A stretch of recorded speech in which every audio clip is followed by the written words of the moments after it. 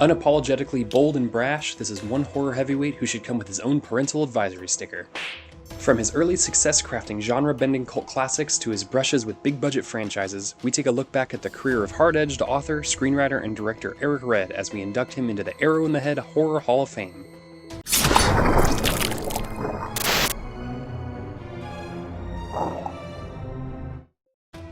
Born in Pittsburgh, Pennsylvania, the birth home of another famous horror legend, but raised on the streets of Manhattan, Red's creative pursuits would eventually lead him to the AFI Conservatory in LA, where he would write, direct, and produce his first short film, Gunman's Blues.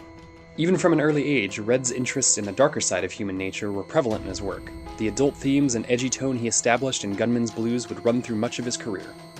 The film would end up being the cause of some financial stress for the aspiring filmmaker as he sought to secure national distribution for the film, and having to drive cabs in New York for a year to recoup his losses.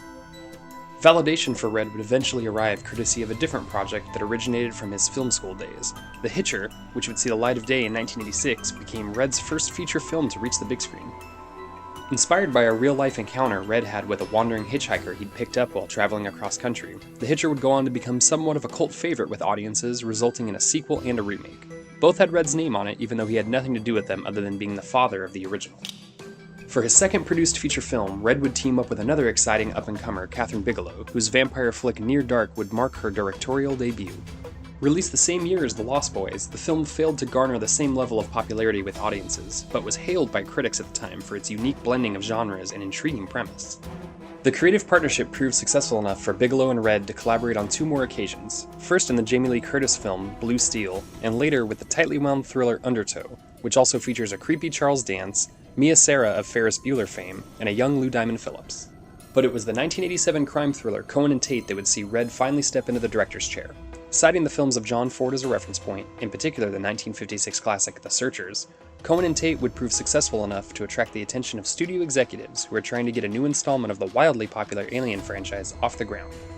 This period of Red's professional life would turn out to be a real sliding doors moment for the new red-hot screenwriter, as he became the second of 10 screenwriters who would try to bring Alien 3 to life.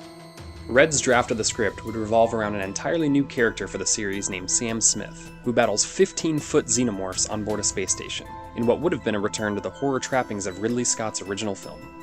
The story would bear little resemblance to what eventually wound up on screen, although Red's controversial decision to kill off several major characters at the beginning of the film did survive throughout various iterations of scripts over the years. So now all you Michael Biehn fanboys know who to really blame. In the end, the studio interference would prove too much for Red, who walked away from the project and later described his aborted treatment as a piece of junk. The 90s would prove to be a busy decade for the now well-established writer-director, seeing him tackle everything from body horror in the beloved Body Parts starring Jeff Fahey, I want this fucking arm off! To 1996's Bad Moon with Michael Paré, which is still regarded as one of the best werewolf films of all time. He would also pen the script for the TV movie The Last Outlaw, which leaned heavily on Red's love of westerns and featured an all-star cast including Mickey Rourke and Steve Buscemi. Although the less said about Rourke's performance, the better. Much obliged. It was only a matter of time before Red's talents would lead him into the world of novels, starting with 2011's Don't Stand So Close, followed in quick succession by The Guns of Santa Sangre, The Wolves of El Diablo, It Waits Below, White Knuckle, and the Joe Noose Western series.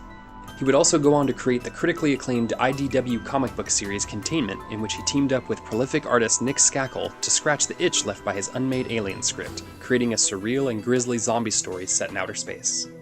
With his novels keeping him somewhat busy, Red did wind up directing the innovative and well-received ghost story One at Her Feet, starring Famke Janssen, Bobby Cannavale, Michael Paré, Ed Westwick, and John Fallon. But with his gloriously gory Bigfoot film No Man's Ridge edging closer to existence, there is still hope that Red fans will be treated to a few more bloody on-screen outings yet. As for the man himself, one only need to look back at his long list of high-profile collaborations over the years and the special treatment his cult classics have received on Blu-ray to see just what makes this fierce storyteller's legacy so far-reaching. A true horror original who's fought tooth and nail to reach his rightful place in the Arrow in the Head Hall of Fame.